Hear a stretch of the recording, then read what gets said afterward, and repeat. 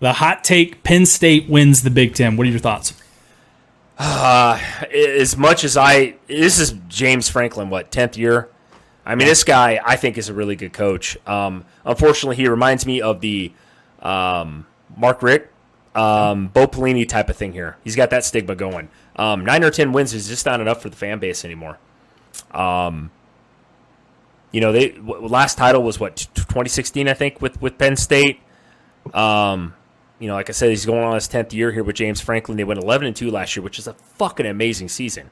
I actually have them going the same fucking record this year, Christian. The only problem is, though, you just can't knock off those two big dogs in the side of your conference. And that just happens to be Ohio State and Michigan.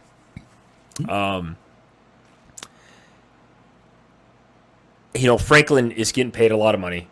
And I like James Franklin. I said just a minute ago. I think he's a great coach. I can see them winning maybe if they could maybe pull off an Ohio State win this year.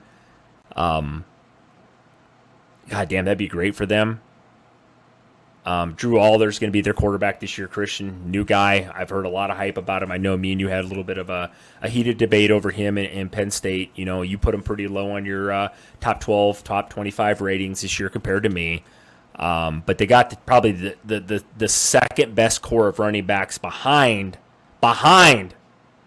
my boy Blake Corum and what's his bucket over there at Michigan. So Donovan Edwards. Donovan Edwards. Sorry, couldn't think of his name off the top of my head. But they got Singleton and I think it's Katron Allen or whatever at Penn State. These two were awesome. They were awesome last year. I think Penn State's going to pound the fuck out of the football, which fits right in the old Big Ten scheme over here. But defense is going to be good again too, Christian. Penn State plays some defense, man. It all comes down. Penn State is that left out stepchild. It's just sad because I think James Franklin's a good coach. I think they're a very good program. It's just unfortunate they're on the side of the conference. Conferences are leaving here next year in the Big Ten, but it's I debated about this a lot in my rankings. We've talked about Penn State here and there.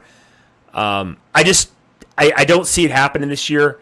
The only one I think they could beat Ohio State, Christian, but I don't think they beat both, and I don't think they finish on top of the Big Ten. I just don't. I just don't think they have enough firepower at the quarterback position, and I'm not saying that Ohio State does too. They kind of have an unknown right now at quarterback, but Ohio State has proven over the years that they can reload at quarterback. Penn State has not, and that's honestly why I give the edge to Ohio State and Michigan. We all know how I feel about Michigan this year. I got them second in my ratings. But Christian, I want to hear your thoughts on this because you're not out of the Big Ten like I am. A little biased, but I want to hear your thoughts. I think you said it exactly right. I mean, last time they won the Big Ten was back in 2016. They've only done it once under James Franklin since he's been at Penn State. I think you said it exactly right, though, Chris. I mean, Ohio State and Michigan have ran that conference every year or every other year pretty much. I mean, it's pretty much been them.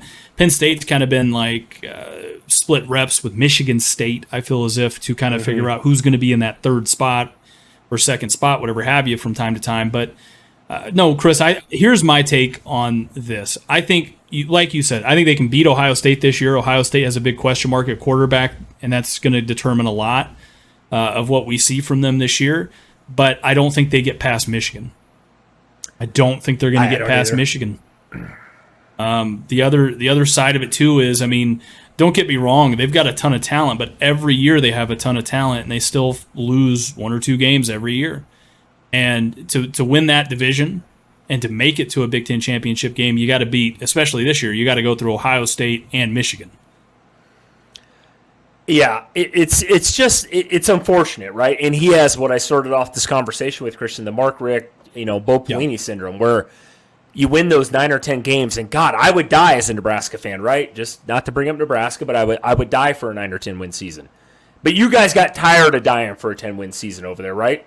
Eventually, 100%. Yeah, because we all know Georgia was talented. We all knew that. I watched it. I was like, God, when's Georgia going to do it, right?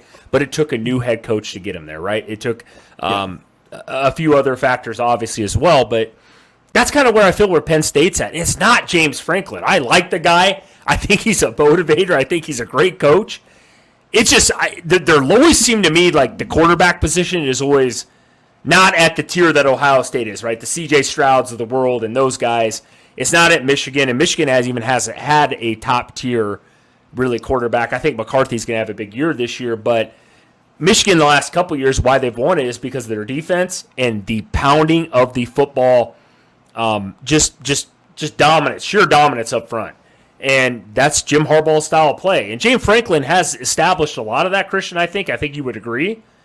But they just can't get it done when you need to get it done. You know what I mean? Like, you've had those games against Ohio State. You've had those games against Michigan every fucking year, and they just don't get it done. And I don't want to be the person to knock on them, because there are a lot of polls out there, by the way, guys, that do have Penn State, beating in Michigan this year. Beating Ohio State, but not Michigan, and still finishing in the top 6, which is that's a better year. I think he keeps his job by doing that. I'm not saying James Franklin's on the hot seat, but when is enough? We've seen that in previous coaching tenures over the past, where Bo Pelini, Mark Richt, I'm sure I could name a few other ones too, that 10 wins is just not enough for the fan base, right? They think the talent that they have, and I understand that as a fan base guy, went through it here too, right? Yeah, and I think a big thing too with it, Chris, is especially one of the coaches that's in going to be in the other side of this now, which is Matt Rule. He's a Penn State guy through and through. We've touched on this a lot. Let's say Nebraska comes out this year and they go compete for a Big Ten championship in his first year. Right. You think it would be crazy for them to come out and say, hey, if Nebraska and Matt Rule make it to a Big Ten championship this year, kind of like I think they can. I'm not saying they're going to win it, but if they can get to that part, his first year, they may look to say, okay, well, what could he do at Penn State? Right, and here's another thing. This is where I think it makes it even a little bit harder on Penn State going forward, not necessarily maybe this year. The Big Ten coaching tree got a lot tougher. You had Matt Rule, you had Luke Fickell at Wisconsin. Things are going to get a little bit better in the East. I don't care what anybody says. We can have this debate later about the East. I know it's been a joke for how many years, really. Wisconsin's going to be better. I think Nebraska's definitely going to be better. Iowa can't be any worse. They're always competitive over in the East, right? You know what I mean? So, this whole thing is, the Big Ten, I think, is going to be lifted up a little bit by just the quality of coaches. And they haven't been bad in the past, but I think they exponentially get better over time. And like you said, Matt Rule's a Penn State guy. He is. We had this fucking hot take about this, and it would not surprise me years down the road if Matt Rule does have, let's say, I think I have Nebraska penciled in right now, currently at 7-8 wins, right around there. I'll take that every day. People may think I'm crazy, but I'll take that. Let's say he has another good year and goes 9 wins or 10 wins, and Franklin's still sitting at that 10-2 spot. We all know how coaches, Christian, I'm not just throwing this out here, but we all know how coaches like to go back to their alma mater or, the teams that they love. We see it all the time in college football. You know that about Kirby. Well, yeah, you're absolutely right. It's a very trendy thing to do right now. The alumni are certainly paying attention.